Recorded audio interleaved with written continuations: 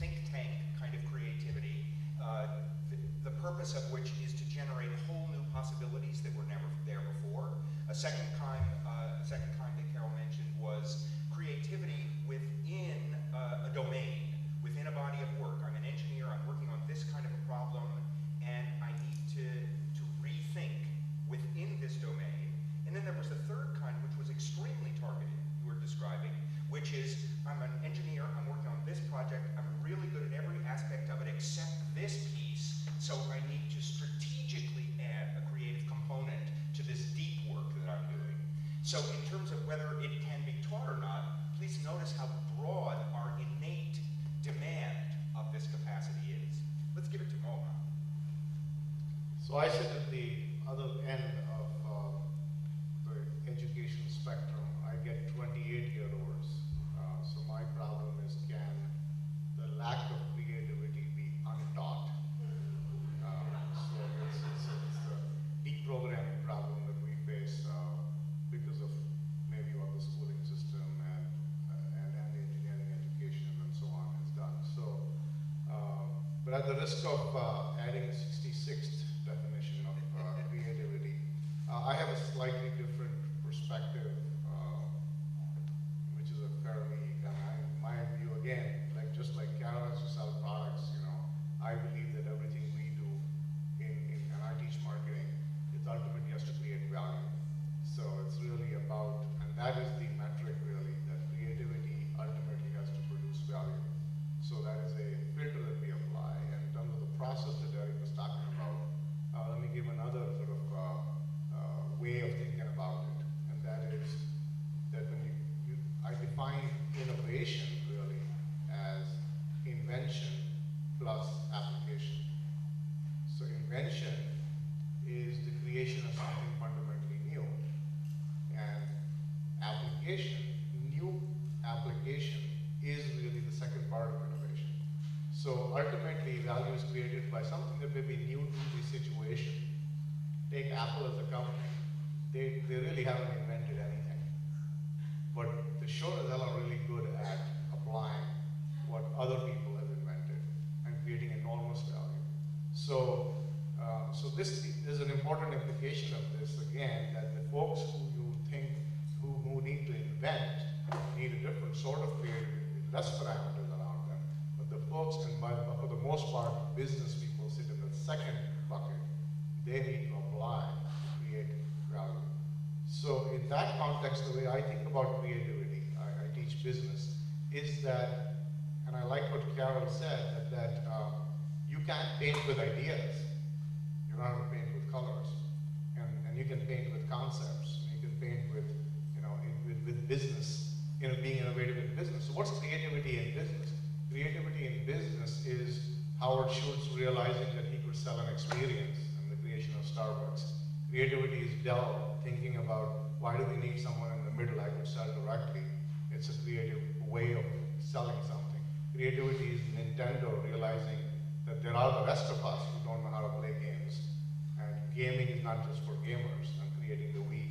So creativity in business is creativity in terms of your products, how you go to market, how you build brands, how you create experiences, how you configure your supply chain, so how you distribute your products.